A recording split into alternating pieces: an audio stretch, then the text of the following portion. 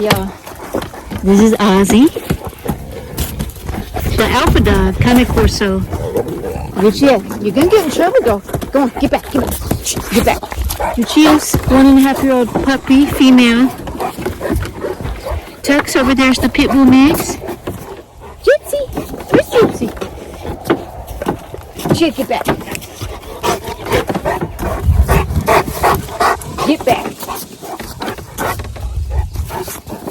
There you go.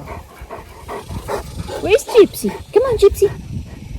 Gypsy, you'll see her in a minute. She's over there digging for rocks. Come on, Gypsy. Papa, come on. Let me get you one. Ooh, Ozzy. Here, baby. Let me see. Ooh, let me see. What's happening? Almost slip up there. What's that, baby? Anyways, y'all, yeah, so I'm just getting home. I want to talk about a extremely important topic right now that I think that doesn't really get talked about as much as it probably should. Hi, sweet girl. Yes. Hi, sweet girl. Hi, sweet girl. Hi, Lucia. Hi, sweet girl. Come here, baby.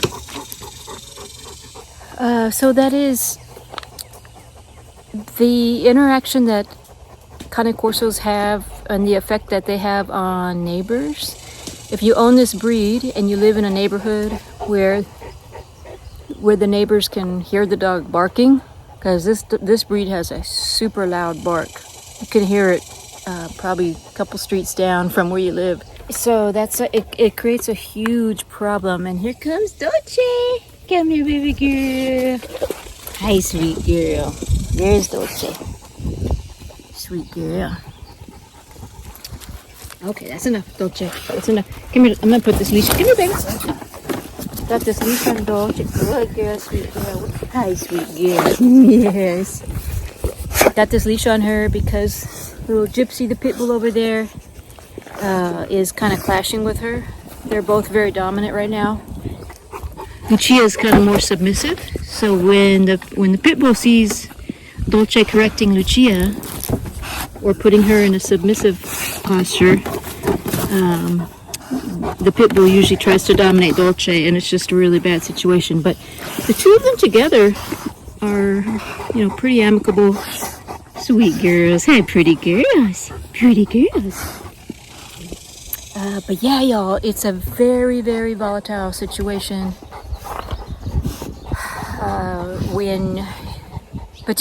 Whenever you have a neighbor, I want to say and I've done a couple of videos on this, but it's been a while, and so this is more for people who are considering a Cane Corso, and they don't necessarily think about this, because I know I sure didn't. I did a lot of research. I watched all the channels, the Cane Corso YouTube channels. I read as much as I could, talked to people who have owned the breed for a long period of time, and this is not something that was really talked about as much as I think it should.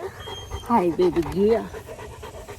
So if you live in a neighborhood and you end up getting this breed, it's a very good, strong chance that you're going to have issues with your neighbors for several reasons. One is because, like I said, their bark is just extremely loud, and pair that together with they're extremely protective. So they're gonna bark at any sign of someone near the house. That's just what they do. Now you can train them to not bark as much, but you can't take the protection out of the dog. This dog was bred, it's in their DNA to be protective. So, and especially like if you live in an area where there's wildlife, like where I live, they'll get up and they'll bark at a deer that's near my property at like 3 a.m, and the neighbors don't really appreciate that. You know what I'm saying? They can wake up the entire neighborhood. So I wanted to bring to light this thing that happened with my coworker. My coworker has Lucia's brother, littermate. His name is Rain, Reign. Good girl. Okay, you can go. Let me get this leash from you. Okay, behave. And Rain is huge, like Ozzy, and so, you know, right now he's still only a little over a year and a half, like Lucia. So even not full grown, they don't fully grow. They're not fully grown until around 3 years of age. So that's just to give you an idea that even as a puppy, these dogs are massive, especially the males. And so what happened was my coworker, he was doing a live stream on his channel. His channel's called Storm and Rain, because Storm is his Rottweiler. And so his two dogs were out there in the yard with him, and he was walking and talking, you know, like I do on the videos. He was doing a live stream. And his neighbor, who, you know, they're separated by a fence that's kind of see-through like this. It's not a solid privacy fence. His neighbor was over there doing some yard work with the weed eater, the grass trimmer, and at the fence line. And Rain, his huge Cane Corso, ran to the fence line and of course was barking at him and kind of lunging at the fence, I think. Yeah, Rain ran to the fence and was barking at the neighbor. So then my coworker, you know, he went to the fence to try and get the dog away from the fence. And so the neighbor was telling my coworker, like, hey, look, this happens all the time, and it's kind of scary when your big dog is running at me. And he almost, you know, tried to bite I don't know if he said bite, but he nipped. I think he said nipped. He tried to nip my head when I was bending over with my earbuds in. I didn't hear him at the time. I had the loud noise from the garden tools, and so anyway, that was a huge problem. And there's not a whole lot that can be done. You know, he tried to like augment the fence so that the dog doesn't have access to his neighbor through the fence. But as far as the barking and the dog running to the neighbor every time there's a power tool out, there's not a lot. It's very hard to control that situation. Because there's this thing called, you know, fence psychology with dogs, where if you put a fence between two things, the dog is going to want to get at that even more, probably because it knows it can't reach it. So, anyways, that's kind of what I want to talk about. It's going to be very, very troublesome if you have neighbors. Unless you address it early, ideally when you have the Cane Corso as a puppy. And I wish I had done this, but I wanted to kind of make a suggestion of something that, you know, is an idea how you could mitigate that issue with your neighbor. And that is, when you get your puppy, you introduce it to your neighbor. And you make sure that they have, you know, more or less frequent contact with each other, so that the puppy grows up to learn that that's not a threat. That neighbor's not a threat. And there's several ways you could go about that. You know, you could every time the neighbor's out there in the yard and you see them, you could hand the puppy over the fence, or if it's small enough, or, you know, have the neighbor come over and talk to you with the puppy next to you, and have the neighbor pet him over the fence or something like that. Whoop, Lucia. She just can't help herself. She is so smitten with Ozzy. Lucia. There you go. There you go. Hey, Gypsy, there's your rock. There's your rock. So that's one idea. You know, the other is that a lot of it depends on your neighbor. Do you trust your neighbor, or is your neighbor willing to work with you? But I think first and foremost is that as soon as you get the puppy, or you get your Cane Corso, and maybe even before you get it, you talk to your neighbor about that and say, look, this dog breed, I don't know if you're familiar with it, but it's very loyal, it's very protective. You just explain to them that it may end up barking at you, and it probably will, unless it identifies you as part of its pack or very friendly. And I don't want it to cause problems with you because it has a loud bark. It's not, you know, I'm going to socialize it, and so that it's not aggressive. It's just it's more protective than aggressive, and you just do the education with the neighbor, and so I think that would help a lot. You really have to disclose that to your neighbor, because if you don't, they're gonna, especially if they don't know this breed, they're gonna see this huge dog, because the dog grows from a puppy extremely fast. So all of a sudden they're gonna have this huge dog next to them in the yard, and they're going to be fearful potentially and angry, and could even try to get you to get in trouble, or get your dog labeled as a problem dog, and potentially get it to where you can't live there. I don't know, it depends on where you live, what the stipulations are. And of course make sure that the dog breed is not banned from your neighborhood, of course, but or your HOA. Lucia. Hi, Lucia. I'm really curious, y'all, if you have had any negative interactions with your big dog breed, especially if it's a Cane Corso, but any big dog, protective dog. Did you have any negative interactions with your neighbors? And what did you do to reconcile that, if anything? And any suggestions that you may have for people who are reading this and who are thinking of getting a Cane Corso? Hi, pretty girl. Good chick. Hi, pretty girl. Sweet girl, honey. This is my good girl. This my good girl. This my good girl. Tux, come on, Tux. Come on, Archie. Come on here. So yeah, y'all. That's something to really think long about. Definitely put a lot of thought into that, because I can almost assure you that that's going to be an issue if you have this breed, and you have neighbors. It's going to be an issue. So I'll tell you what I did. So that whole interaction that I described that happened with my coworker, I had almost an identical interaction with my previous neighbor before I moved into this house. Many of y'all know my story because I talk about it occasionally, but what happened was that before I moved into this house, I lived in a more suburban neighborhood in San Antonio, Texas. The houses were much closer together. They had, decent sized yard, but definitely smaller than what I have here. And I had the same situation, kind of the same kind of fence where you can see through it, but it was taller. And my neighbors were retired, and they had a pool, and so they were always in their backyard. And I had Ozzy at the time, just barely got Dolce.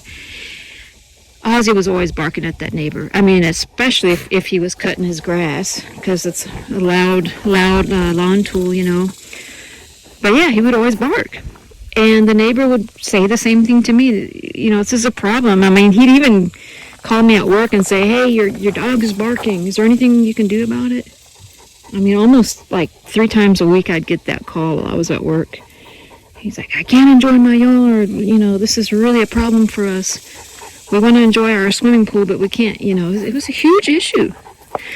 And so that's one of the main reasons I moved out here, to where I had a little bit more land, kind of semi-country area. And so what I did, with knowing that, that I do have some neighbors to the back of me.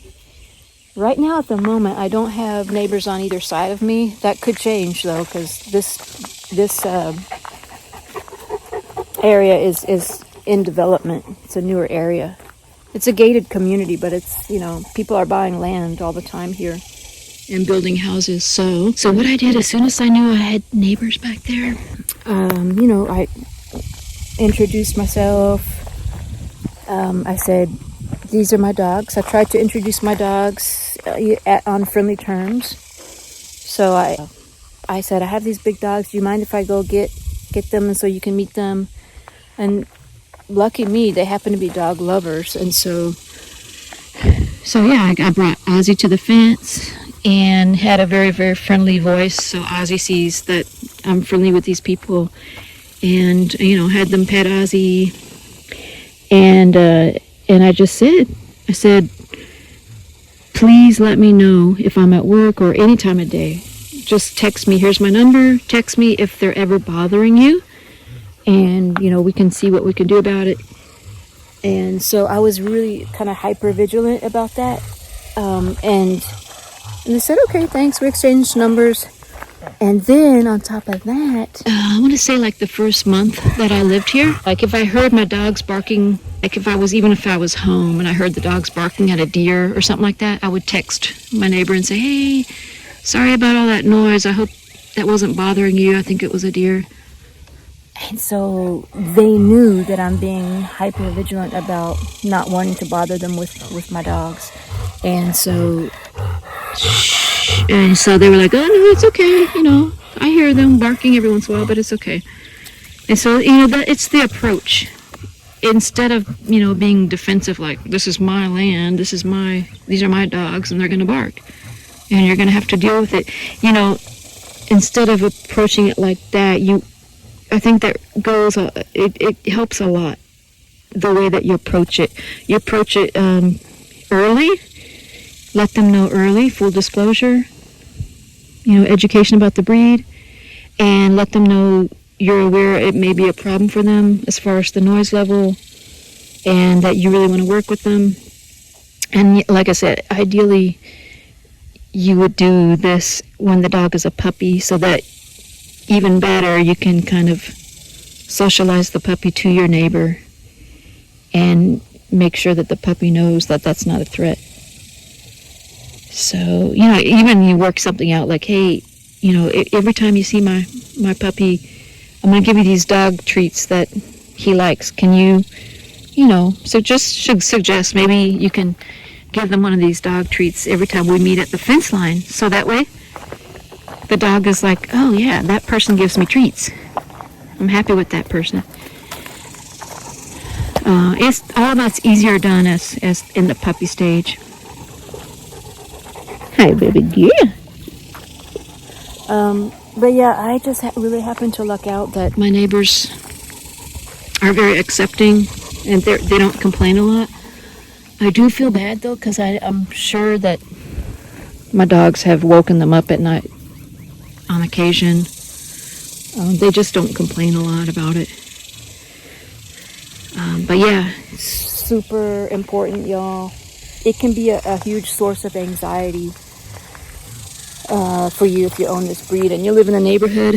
And most people do live in an area that's semi-close to their neighbors. So,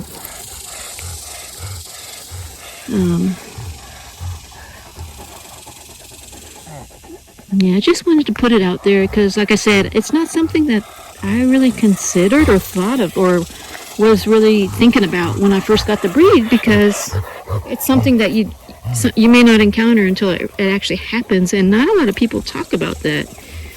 Problems with owning this breed and problems with the neighbors. So, and just to be aware that, you know, you may have a neighbor, you know, if you don't really address it, and if you're not careful, some people have vindictive intentions. They may like try to get your dog labeled as a problem dog, or even worse. Now, I've heard accounts of this, but not to you know, scare anybody or make you paranoid, but there have been cases of dogs getting poisoned, you know. That's why I have cameras everywhere. I'm super vigilant about watching out for that. People could throw something over the fence, you know, with a piece of hamburger meat with poison in it. There have been reports of that happening. But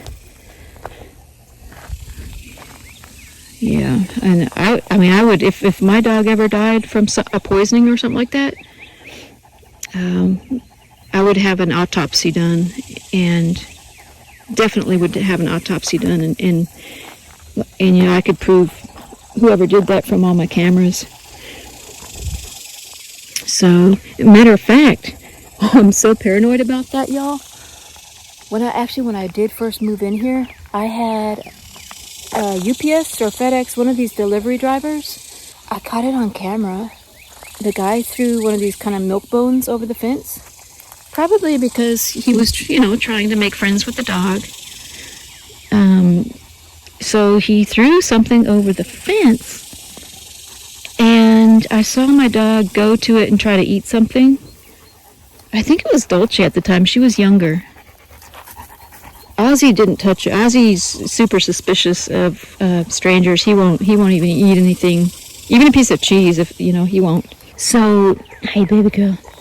Yeah. So she kind of took that bait. When I found that out, I went and I got the remnant of. I think there was half of it left. A milk bone, one of those kind of dog biscuits, and I put it in a Ziploc baggie. And I kept it in case I needed it for forensic evidence. And I told you all I'm paranoid about that. I'm super protective of my pack. So, and I know that it's probably not often that happens, but I know it does happen. And I've heard first-hand accounts of that. Someone I used to work with actually had that happen to his Rottweilers. They were poisoned. And so I kept that in the fridge, and I monitored them, and they were fine. So I said, okay, most likely that delivery driver was just trying to make friends, and there was nothing malicious or anything intended. But it's just something to be aware of. If you do end up getting in a bad situation with the neighbors and they try and hurt your dogs, it's just a huge problem, potentially. So, baby girl. So I'm really curious to hear y'all's comments. If you have any ideas on how to mitigate that and how to alleviate problems with the neighbors with this really loud, protective breed. And I mean, the best situation is if you have a neighbor that's willing to work with you. At all costs, it's better to try and catch that in the beginning. Kind of full disclosure to your neighbor about, look, I am aware. I'm trying to help the situation. I don't want this to be a problem for you. So anyways, y'all, thanks for tuning in, and thanks for watching. Don't forget to subscribe, and hope y'all having a good rest of your day, and we'll see you on the next one.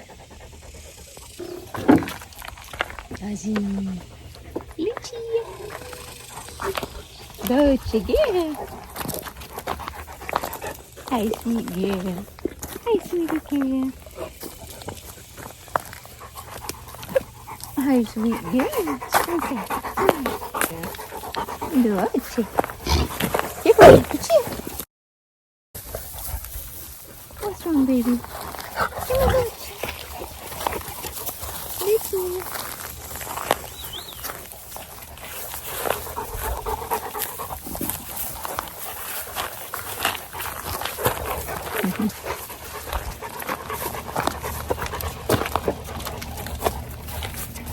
Good girl. Hi, sweet girl. Hi, sweetie girls. Hi, sweet girls.